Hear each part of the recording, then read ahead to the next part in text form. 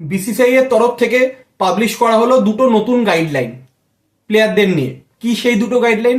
First হচ্ছে প্লেয়ারের সাথে তার ফ্যামিলি ট্রাভেল করতে পারবে ম্যাক্সিমাম 2 উইক, 2 সপ্তাহের বেশি ফ্যামিলি ট্রাভেল করতে পারবে না।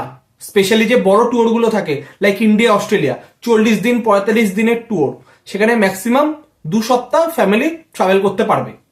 আর সেকেন্ড গাইডলাইন হচ্ছে প্রতিটা প্লেয়ারকে টিম বাসেই ট্রাভেল করতে হবে।